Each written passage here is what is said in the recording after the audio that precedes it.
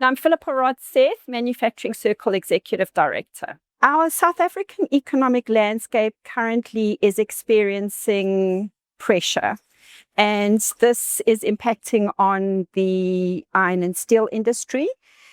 Our economic growth is low, and on that basis, it directly impacts on the demand for steel.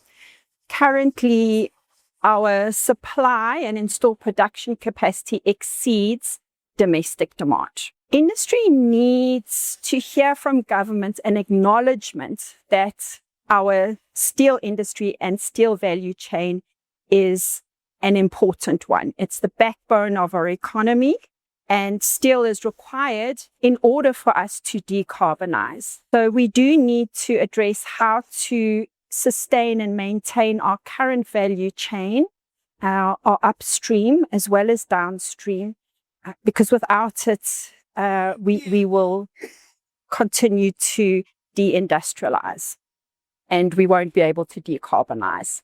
We can't afford to sit around, talk, have a long list of what is wrong, identify what needs to get fixed, but then not get into implementation.